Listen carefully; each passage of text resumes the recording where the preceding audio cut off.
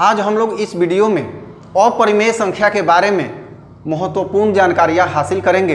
इसका स्वरूप कैसा होता है, इसके दशमलव प्रसार कौन कौन से होते हैं, आइए इस वीडियो में समझते हैं। तो सबसे पहले हम चलेंगे यहाँ वास्तविक संख्या से, जिसे हम संख्याओं का महासागर मान सकते हैं। तो इस वास्तविक संख्या से दो प्रकार की संख्याएं विभक्त होती हैं, एक अपरिमेय संख्या तथा एक परिमेय संख्या। तो परिमेय संख्या को हमने पिछले वीडियो में समझ लिया है। आज हम लोग समझेंगे इस अपरिमेय संख्या को। इस अपरिमेय संख्या का पहले स्वरूप समझेंगे, फिर उसका दशमलव प्रसार समझेंगे और वैसे बिंदुओं को भी समझेंगे जिसमें हम प्रायः गलतियां करते हैं तथा हम अपरिमेय संख्या को पकड़ नहीं पाते हैं। तो चलिए आज के बाद बिल्कुल कंसेप्ट क्लियर हो जाने वाला है। यहाँ स्वरूप के बारे में जब हम बात करते हैं तो हम ये कहेंगे कि अपरिमेय संख्या P/Q के रूप की नहीं होती है। सीधी सी बात है कि अपरिमेय संख्या P/Q के रूप की नहीं होती है। क्यों? क्योंकि परिमेय संख्या P/Q के रूप की होती है और ये दोनों संख्याएं वास्तविक संख्या से निकलती हैं। तो जब परिमेय संख्या P/Q के रूप की होती है तो अपरिमेय संख्या P/Q के रूप की नहीं होती है। आइए आगे देखते हैं। उदाहरण जैसा कि 3-4 उदाहरण हमने यहाँ ले लिया है ताकि बिल्कुल कंसेप्ट क्लियर हो जाए। जैसे √3 समझते हैं। यहाँ पर अंडर का मतलब √5 हो सकता है किंतु √9 नहीं हो सकता है। क्यों? क्योंकि √9 तो है लेकिन इसका मान हम लिख सकते हैं 3, क्योंकि 9 जो है पूर्ण वर्ग संख्या है और जब इसका वर्गमूल निकालेंगे तो ये 3 हो जाएगा। यहाँ 3 पर √ नहीं रहेगा। तो इस तरह से √5, √7, √3, √11 ये सब जो संख्याएं हैं अपरिमेय संख्याओं के उदाहरण हैं। और √4, √9, √25 ये सभी संख्याएं अपरिमेय संख्याएं नहीं हैं बल्कि परिमेय संख्याएं हैं। आइए यहाँ देखते हैं √5/3।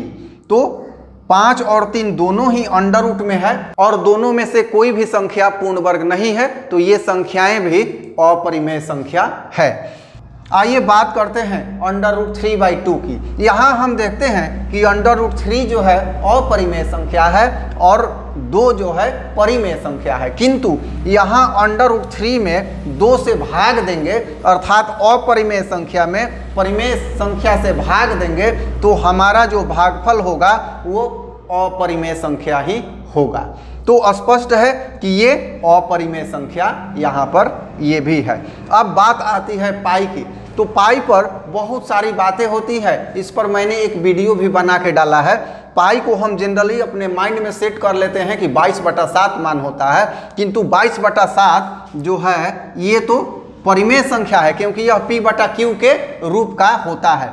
तो पाई को हमें हमेशा मानना है कि pi not equal to 22/7, pi approximate 22/7, मतलब पाई का मान लगभग 22/7 है, नियरेस्ट है, नज़दीक है। किंतु अगर एक्यूरेसी की बात करें तो बिल्कुल पाई का मान 22/7 नहीं है, क्योंकि पाई का मान हम लोगों ने अलग अपने बुक में देख रखा है, 9th के बुक में भी दिया हुआ है। तो यहाँ यही समझेंगे कि पाई जो है अपरिमेय संख्या है।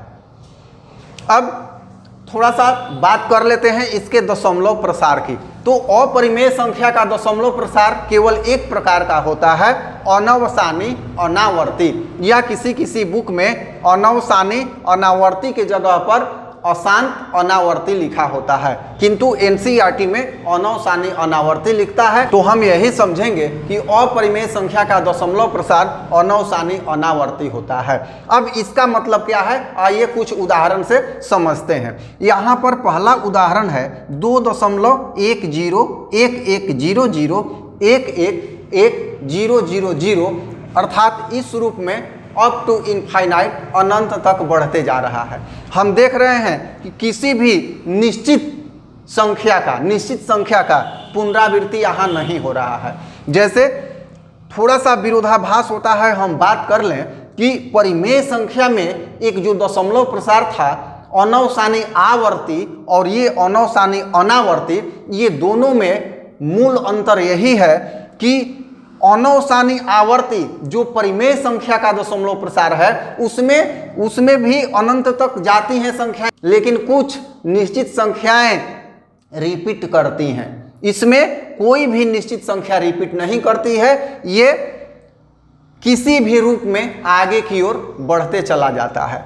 तो ये है अनौसानी अनावर्ती का उदाहरण। अब यहां देखते हैं 0.3143257152 कोई इसमें एल्गोरिथ्म नहीं है। बिना किसी निश्चित संख्याओं की पुनरावृत्ति करते हुए ये आगे बढ़ रहा है, तो ऐसी संख्याएं अनौसानी अनावर्ती होती हैं जो अपरिमेय संख्या के अंतर्गत आती हैं। अब बात कर लेते हैं संख्या 2.2360679775। यह √5 का दशमलव प्रसार है।